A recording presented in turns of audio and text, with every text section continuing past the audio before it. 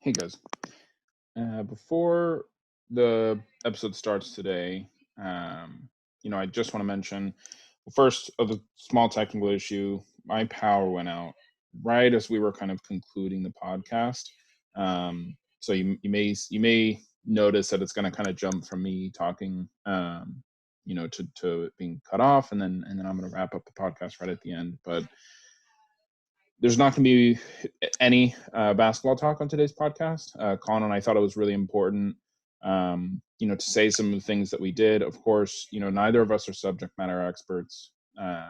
Neither of us are necessarily, speaking from experience, of what some of our fellow citizens are going through. But at the end of the day, we thought it was really, really important, and we mentioned something towards the end, and we thought it was really important that regardless of the amount of people that hear our podcast or this particular episode, that we keep the focus on what matters. And I think the only thing that matters right now is continuing this conversation, but also turning the conversation into change, right? Like there's been conversations, there's been boycotts and t-shirts made up the wazoo, but now it is really time for change.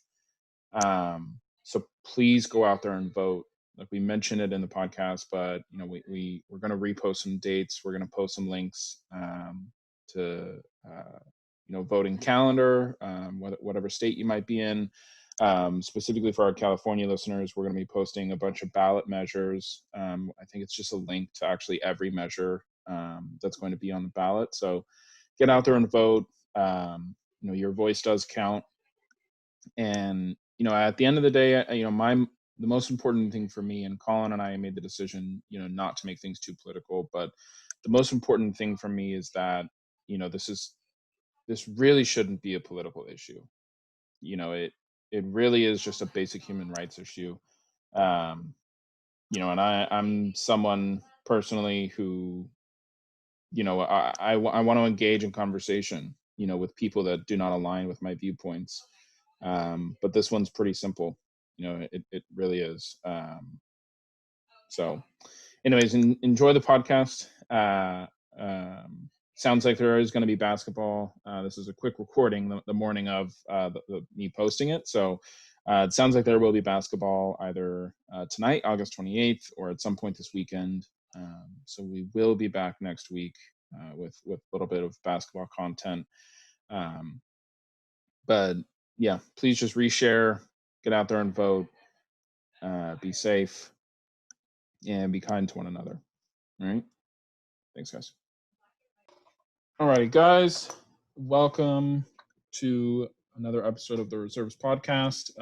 We are recording August 27th, 2020, a day after all the NBA games were postponed. As of right now, so yesterday's August 26th games were all postponed. And then as of right now, I think it is official that all the games for today are postponed. So that is 6 NBA games that are postponed August 26th, August 27th. 5 MLS games were postponed over the course of today and yesterday. 3 Major League Baseball games. There were MLB games played yesterday and today, but 3 games were postponed. And then 6 WNBA games, which I think that was all of the WNBA games over the last 2 days. As of right now, the players have agreed to resume playoffs. One, I guess, comment, and Colin, I think this is where we can kind of start to step in on our opinions, but there was a general notion and a lot of reports that LeBron actually left the meeting once the players came to the resolution of resuming the playoffs. A lot of reports were saying that LeBron and Kawhi were actually 2 of the players interested in not resuming the playoffs. So kind of right off the bat, what are your thoughts? As not an NBA player, and as neither of us are really subject matter experts, in any of this, I at least consider myself a pretty typical citizen. Like I said, pretty standard fan of sports and everything. What are your thoughts on whether or not the NBA should resume? Doesn't matter really, and the idea that they are going to resume the playoffs. What are your initial thoughts? For anyone that doesn't understand why the Milwaukee Bucks did that, I touched on it on our podcast Twitter. Um, if you looked at CNN, Fox News, ESPN, any national media coverage, whether it was sports or news, it was frontline news, breaking news. Milwaukee Bucks, boycott NBA playoff game. So that right there is like one of the main reasons why they did it. It was touching everyone's TV screen, phone screen, computer screen, any type of screen, word of mouth. It was everywhere. And there's other ways to speak up on what you care about besides putting a microphone in front of your mouth. And I think that's one of the main reasons why the Bucks elected to do that, and the other teams followed suit in regards to it. But at the end of the day, like, they're citizens too. Like, it shouldn't be shut up and dribble for them. They may Yep. be athletes and they may not all be political experts, but they're just like you and I. Like, they have every right to have an opinion, and some of them shouldn't shut up and dribble. Like, LeBron James is a really educated man, and he's a self-made man, and he's like a bit of a philanthropist. Like, elementary schools, like paying for college tuition after the students graduate, um, just across the field. And you know, at the end of the day, us watching sports is something that isn't super, super imperative to our day-to-day living. And I think that they should have the option to play or not play. And obviously, I'm thankful that they are going to return and play because I do enjoy basketball. But if they would have elected to not play, I think us as fans of those players and of the league, that we should respect that decision on them. Yeah. Yeah. No, I absolutely agree. And the notion, you mentioned the shut up and dribble thing. And for those of you that don't know, just look it up, Google shut up and dribble, and it's the first thing that comes up. Essentially a news broadcaster who just happens to work for Fox News. I think it was 2 years ago now in the playoffs when LeBron, came out with a pretty strong political statement in a post game interview. She essentially said, what does this NBA guy know about politics? He just needs to shut up and dribble, essentially. And at that point, it's like Colin kind of mentioned, you're essentially telling a United States citizen that they don't have input into politics, right? Like, him being a basketball player and that being the reason that he needs to shut up and dribble, you're almost giving him more status than you should. I mean, it's not illegal for him to, state his opinion. It's very strange. The notion of shut up and dribble is very strange to me. And then, like you mentioned, being very educated. I mean, so many of these guys in the NBA now are legitimately businessmen. I mean, they're smart in terms of, life skills. I mean, so many of I would say like the top 25, top 30 notable players are not the same as they might have been back in the 80s and the 90s in terms of, the top players in the league having a voice. I mean, just look at us. I mean, so many of my own views, on life, not just politics, but on life, on how to, treat people, I got from watching, you know, like superstars, whether it be, sports stars or actors and actresses and their philanthropy. And I mean, that does kind of like mold, a lot of the country in terms of viewpoints. And Colin and I agreed prior to this episode. We don't want to make anything too political, but my only comment on that is like, it's so unfortunate. If you were to take a poll of people that knew who LeBron James was and ask them, okay, is he a Democrat or Republican? Just simply because of what he's been saying, 100% of people are going to be saying Democrat, right? But you don't know what his viewpoints are on certain things, and so that's why it's so strange to me that turns into such a political conversation when it's really just simply a conversation about basic human rights, the rights that are right there in the Constitution or the Bill of Rights in terms of freedom of speech. Even the kneeling thing is a form of freedom of speech, and I just don't get where the disconnect happens. And I mean, that's more of a systemic problem of our entire country right now, of us just being completely divided. um, and it's tough.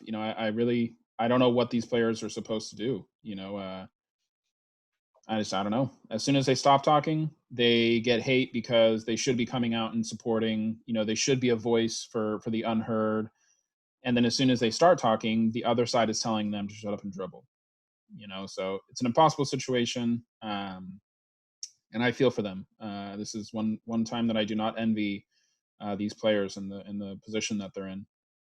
Yeah. I mean, you look at people like Colin Kaepernick, Kyrie Irving, people of those suits that, a couple months ago, a couple years ago, like people were judging them for speaking out on these type of things. And now that it's really coming to people's eyes, like I feel like people like that deserve an apology, like Yep.